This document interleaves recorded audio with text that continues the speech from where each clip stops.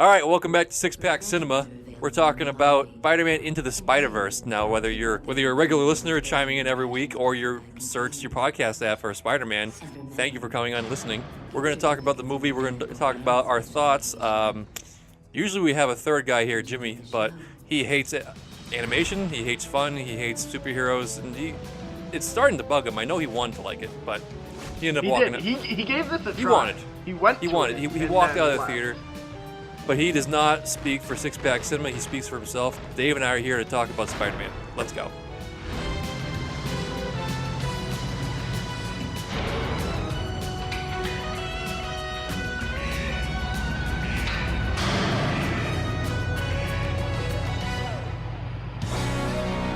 I didn't do so bad there. That was a much better intro. Yeah.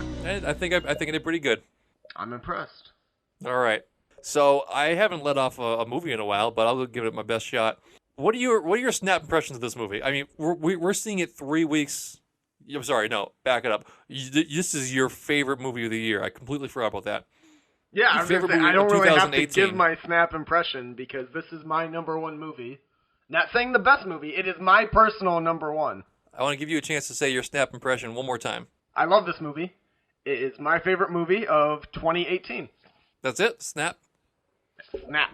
Cool. Okay.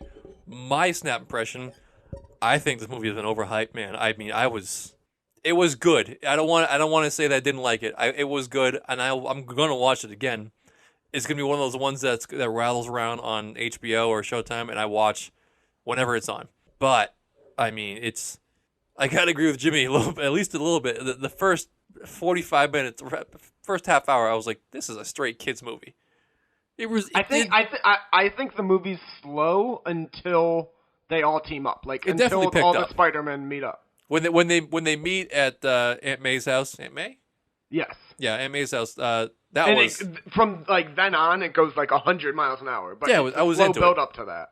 I was into it. It was good. It was the things that I liked. The thing I liked the most that they did. They were very self-aware and saying, "It's like, all right, you've heard this story 1,000 times. We'll give it to you one more time." Because originally I thought, like, at the beginning of the movie, I was like, oh, yeah, great, because we've seen 7 Spider-Man movies in the past 10 years. But then they kept doing it for each time. I was like, yeah, that's hilarious. I like that a lot. Yeah, and they were all so similar, but slightly different based on their universe, which I loved. I think it's so slow in the beginning, though, which I agree with you. The first act is the weakest in my mind. But you also have to explain the multiverse and different Spider-Man and superheroes to a ton of people. Who you can see a Spider-Man movie and not understand there's like in the comics a multiverse and there's thousands of different Spider-Men. Yeah, you kind of like gotta ease people into that. You can't start it off in minute 1 with that. No, that's true. I don't know. I don't think they did a great job explaining that either because we both know what the multiverse is. We both know how many Spider-Man there are, but Jimmy, he'd be like, "What the fuck is this?" I knew exactly what was. I'm not surprised he left the theater. I was watching it yesterday, and I was thinking, there's no chance Jimmy makes it through this movie. Not a chance. See, that blows my mind. I think anyone who sits down, even for the first minute, how are you not enthralled by the visuals of it? Even if you're iffy on the story or whatever, it's so visually impressive in my mind. It's visually different. It's visually different. It's impressive too. That is the correct word. It is impressive. If you are not impressed by this, you are not being objective. I'm impressed by aspects of it for sure. I am. What is not good about the animation? Well, there was a bunch of times where I felt like my contacts were coming out. We talked about a little bit in our group chat. That's how they were doing focal racking. It was on purpose. Yeah, I know, but. But it got me what I was actually touching my eyes, cracking my contacts. What the fuck's going on? Oh, they're just screwing my eyeballs. They're so I don't want to say that was a bad thing, but I'll say it wasn't. Would you say amazing or did I say interesting? I said it was just the animation was impressive. Impressive, and I said interesting. I think it's interesting what they did.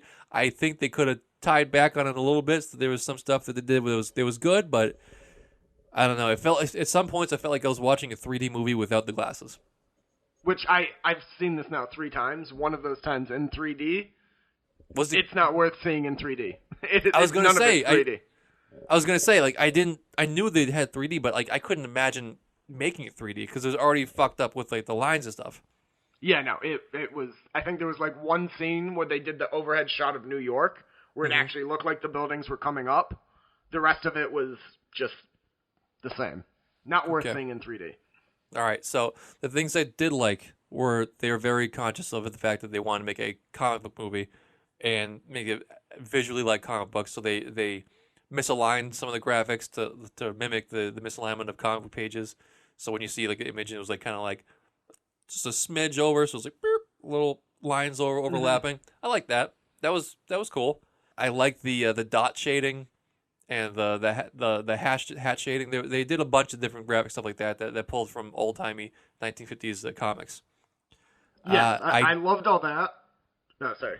Yep, and also I know technically, I know that they did 12 frames per second instead of the 24 to make the images a little bit more like bold but choppy.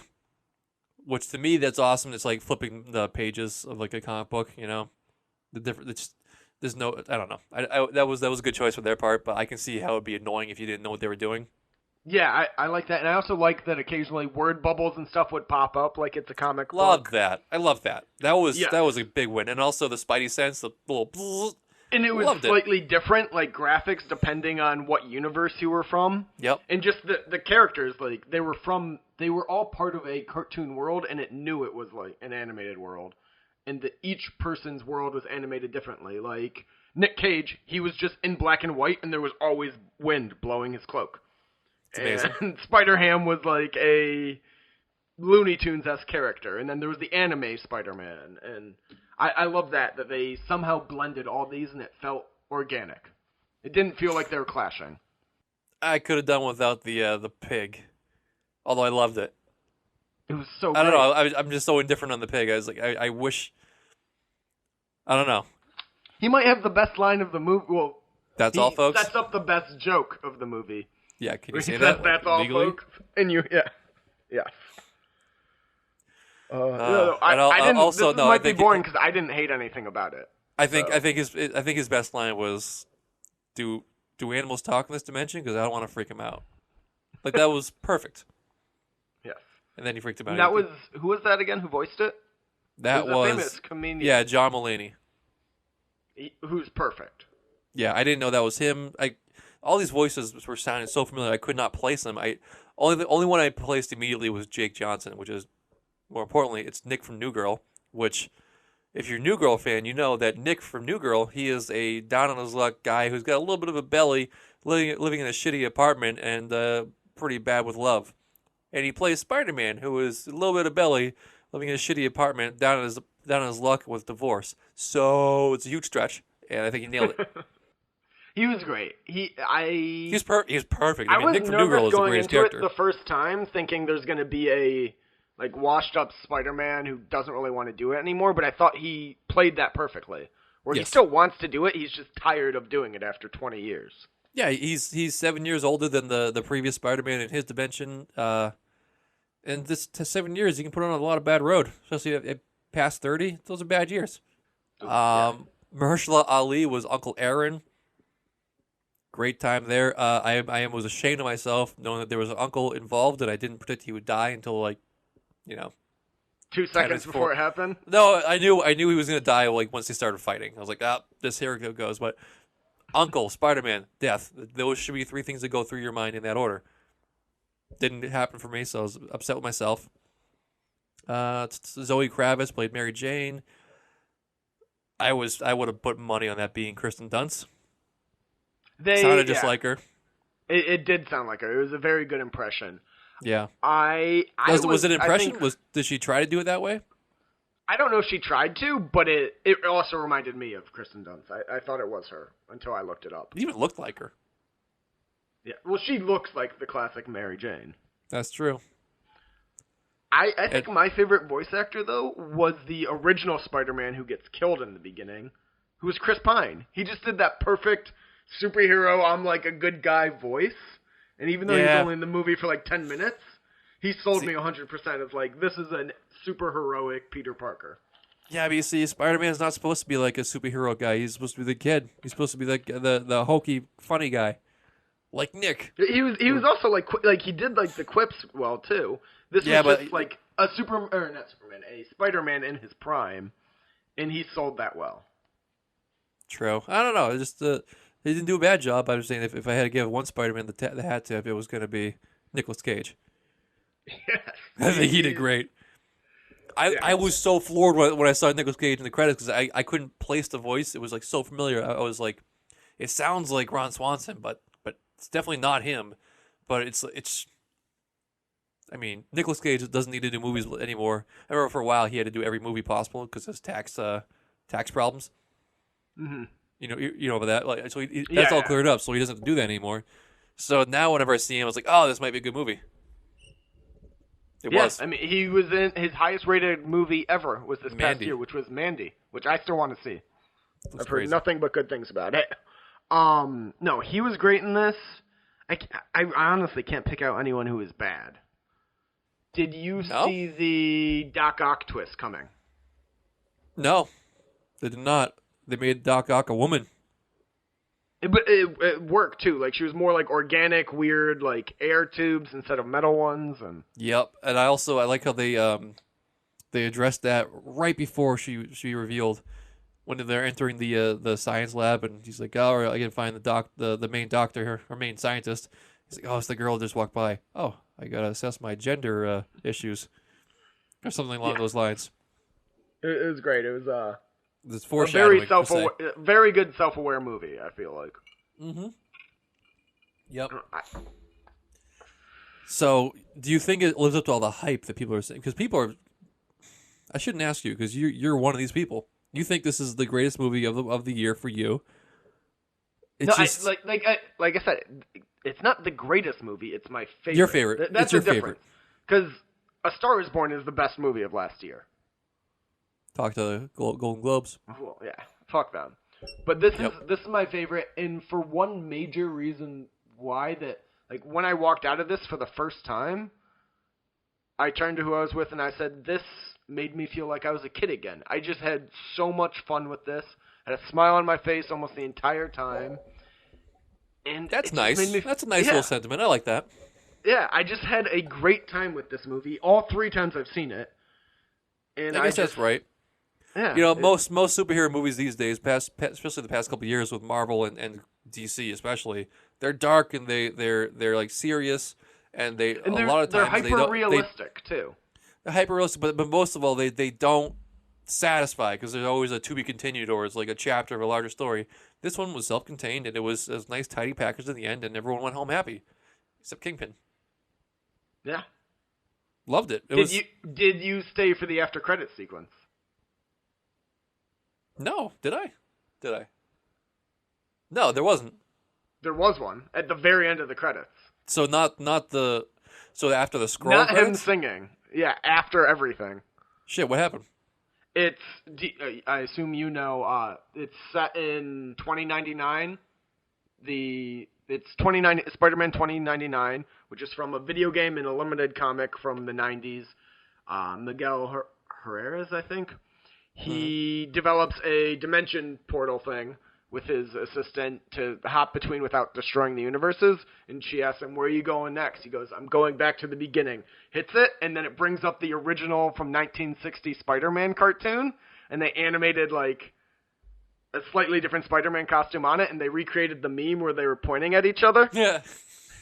But he's voiced by Oscar Isaac, so it's a setup for, like, a sequel. I like that. Go and like assemble another team of spider people for a mission. Damn it! I wish I stayed to the end. Yeah. Oh well. I mean, it's worth it just to hear Chris Pine sing the Spidey Christmas song.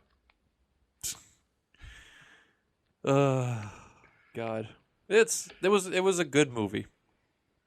Yeah. I guess I was just disappointed by the hype, maybe because I went in there pretty high. For a month, I've been telling you this is my favorite movie, so. Not just you, like everyone on my Instagram feed has just been like, Spider-Man interviews, 10 out of 10, 10 out of 10, 9.5 out of 10. Everyone's been like freaking out over it, which I don't know. It's my fault for coming in too late. My expectations were a little too high. I can't say enough. It was good. Not much to hate, except for a couple. I don't know. I'm just indifferent to it. I guess I don't see what people are freaking out about. Who was your favorite Spider-Man? What? Who's my favorite Spider-Man? Yeah. Oh, Noir. Okay, that's a good choice. I go back and forth. I think actually Miles Morales at the end. Okay, let's talk about Miles Morales. I think his uniform sucked. His costume sucked. The end one? Yeah. Oh, that one was so sick. And that scene where he puts it together and swings across the city, the leap of faith scene. Well, back it up. You're wicked choppy. Chop that one up. Oh, cut that out, Jimmy. The scene where he puts together the outfit and then swings across the city, the leap of faith one. That was my favorite scene of the whole movie. Yeah, no, what bothered me is that he just grabbed one of Spider-Man's suits and spray painted it, which, I mean, we all know what clothing is, and spray paint doesn't fucking work like that. I mean, it's and also an he was animated looking. movie. You got to give it some leeway. Nope, part of the movie. And also, when he was looking at that suit that was much larger than he was, mind you, right next to it, directly next to it, was another black suit. Take that one. He had to make his own. Well, at least start with the black base. It would help you out with the whole paint thing. That's true. Logic. I thought it looked sick. And did you realize when he showed up at the fight and he said he'll get up there and like swung through everything? And they were like, "Did you teach him that?" No, I didn't teach him that. Those were the exact same moves the Chris Pine Spider-Man does in the beginning to get up there. Did not. That's cool. Like the little throwback. Yeah, so it like really wrapped up that he was learning from all of them and like becoming his own. Mm-hmm. I don't know. He was okay. I think, yeah, he came into his own, but I hate whiny people. I hate whiny, pathetic people, and he was that way for most of it, so it kind of turned me off to him. Sequel, if he comes back and he does what he did in the last scene, sure, he'll be great. Haven't seen that yet. So we'll see. I don't know, where else can we go with this? Come on, pedal. 20 minutes. Are we really? Okay. Yeah, we do can wrap one this more- up if you want.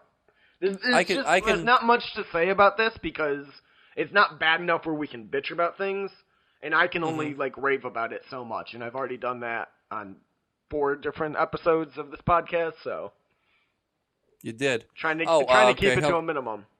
How about Stan Lee's cameo? I was sad. It made me It sad. was sad, but it was nice too. It was. Yeah. I think they edited it to put some like nice sentimental music over it, didn't they?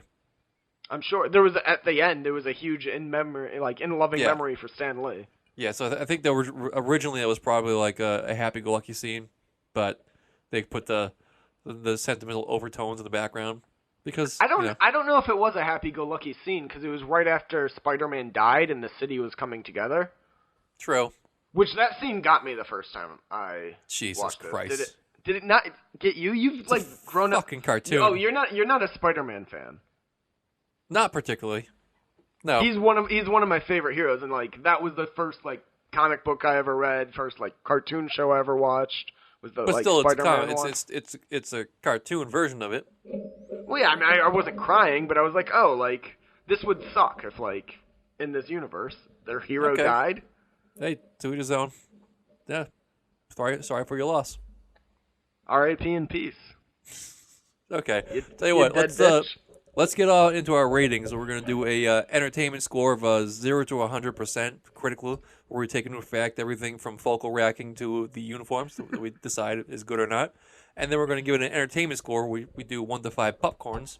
That's just basically off of entertainment value and rewatchability. So why don't you go ahead and give me your critical first? My critical is 92. I took Nice. some off for the like slow first act, Mm-hmm. but then I feel like once it starts moving, it's like I said in the beginning, it's a nonstop ride. 92 seems high. I was originally gonna do 90, but then I dropped it down 80 points because of the black suit. So 10%. Don't do that. Don't be a dick. It's just So you're at a Imagine 90. if you- So it's 91. No, because I was honestly, I was gonna do 82 Okay. because I think that it took too long to get going. We both agreed on that. It was not kiddish per se, but it was just average cartoony. I know you love the technical aspect of it. A lot of people do, but I always say that I'm more story based. And the story was great. I think the story was great. The story was great, but it took a long time to get there. That's why I knocked it down a couple pegs. That's all. So 82, 92, that gives you at 87%. I think so. Pretty good. I'm not doing math. 87%. Popcorn. That's successful. Popcorn, I give it 4. 4? All right. I gave it a 5, obviously. So 4.5. 4.5. That's Also reasonable. good. So 87 and a 4.5. That's great for any movie. 100%. That's probably in our top. Not 100%. 10? 87%, David. I said, I was saying, 100%. That's a good movie. I'm fucking. I was agreeing with you. I know. If you're gonna watch it again, what are you gonna pair with it? Oh, you go. I haven't prepared this. You gotta have a Coca-Cola. Oh, because of the background stuff. Nope, you froze.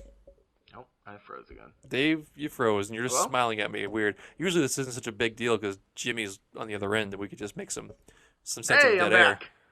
Oh, he's there. Cool. Coca-Cola. Good. I was yeah. running out of things to say. Huh? So you're gonna have a nice fresh Coke with this. Yes. What about you? Cool. I'll do root beer because why not? All right, that's fair. It's juvenile. It's It makes you feel like a adolescence. kid again. Absolutely. All right. If Ben Rotten Affleck were to Toma- play one role, Oh, all right. I was Ben going to Affleck. switch this up a little bit. Out of all the Spider-Men, which Spider-Man do you think Ben Affleck would be best at? Not including ones not in this movie. Your dream casting for him as a Spider-Man. God, I don't know. I don't know the depth of Spider-Man that much. Basically, I'm just gonna go off the movie because that's what I know right now. Okay. And Noir has to be it. He's got to be Noir. If it was one for the movie, I think he'd be good as Noir. But he needs a bigger role. Yes, I agree with that too. He needs to openly talk about his failed marriage and his addictions. I think he would be good as Spectacular Spider-Man, which if you don't know or listeners don't know, that is when in an accident Doc Ock took over Peter Parker's body and Peter Parker just died. And he was like, I'm going to be a better Spider-Man than Peter Parker ever could. And he goes back to school, gets his doctorate. He's is a much better crime fighter. He brings crime rate down to almost 0 in New York City. There's just a whole 2-year period where he's a better Spider-Man than Peter Parker. Weird. Yeah, he's just violent. He actually kills criminals and stuff. Weird. Okay. Well, hey, that's good Ben Affleck. But yeah, I think Ben Affleck would be a good, darker, but still heroic Spider-Man. He's definitely got to be dark. Definitely. That's why I went with Noir. All right. Rotten Tomatoes. Do you want critics or audience? I think I looked and it was 97% audience. 97% critics. Oh, critics? Audience was 94. So both Great good. numbers. But by those numbers, they would not win the Golden Globe. But they did. They won best animated feature. Yeah, as it should. Pretty good. All right, so on that note, you have anything else to add? Tune in tomorrow. We have another bonus episode coming out. It is our review of the True Detective. First 2 episodes of True Detective. Sorry, I'm burping. Yeah. Keep going. Aired You're doing last great. night. I'm fumbling through this. I have the hiccups. Okay. You can carry it away. All right. Well, yeah. Like I said, tune in tomorrow. We'll be releasing our episodes. Thank you for checking us out today. On Friday, we're releasing Headliners, which is our weekly entertainment news podcast, and Jimmy will be a part of that. I can't wait to see you. And like, share, subscribe. Follow us on iTunes. Tell all your friends. And follow us on Instagram @SixPackCinema. Thanks, guys. And Twitter. And Twitter too. Thank you. Love y'all. Bye bye.